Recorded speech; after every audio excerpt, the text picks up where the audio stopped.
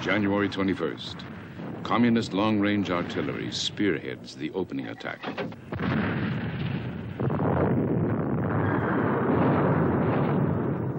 On this first day, a direct hit on the ammo dump. There will be 11 more weeks of siege. When people are hit, it comes home very rapidly, and you feel it very deeply. We had a man that caught an artillery round. He had jumped in a hole, and we had a shell come in right into the man's hole. And what they had to send home would probably fit inside of a handkerchief. They just shelled the hell out of us up there. That was one of the I guess that was one of the most concentrated bombed areas in the history of warfare. Khe Sanh is only about a quarter mile wide and about half a mile long. I think on the first day alone, they dropped 300 rounds in there. It was just a lot of death and destruction up there. 18 Marines die the first day.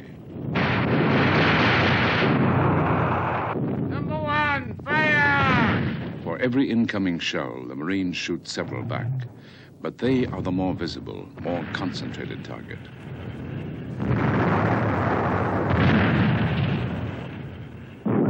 The early plight of Khe Sanh's defenders draws press and public attention. It quickly becomes the major war story. Press analyst Peter Braystrup.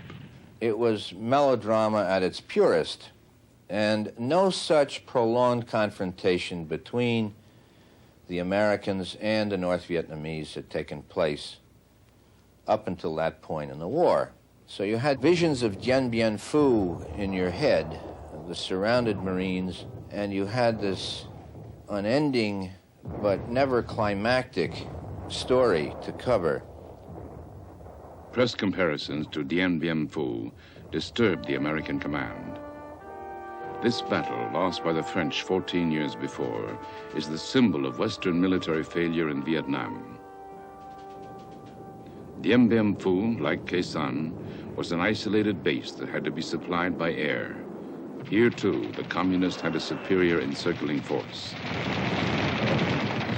Artillery bombardment devastated Dien Bien Phu.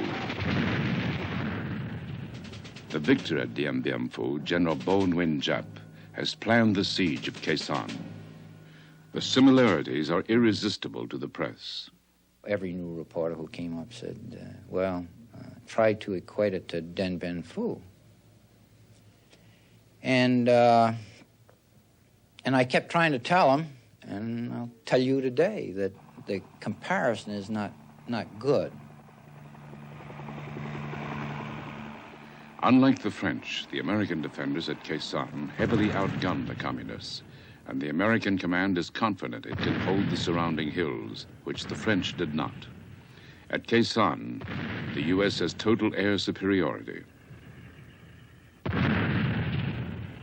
But visions of the Dien Bien Phu defeat haunt President Lyndon B. Johnson. He fears America's Vietnam policy may shatter if Khe Sanh falls. The president demands a formal paper from the Joint Chiefs of Staff, signed in blood, as he put it, that Khe Sanh can be held. The White House pressure descends on Westmoreland.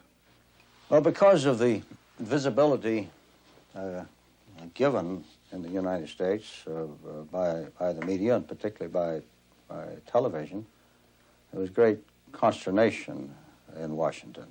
The president and his advisors were very much influenced by television accounts and by press accounts, because they would receive that information before they would our official reports. And Mr. Johnson and his advisors were concerned to the point where they over-evaluated the importance of that battle and the prospect of our being defeated there.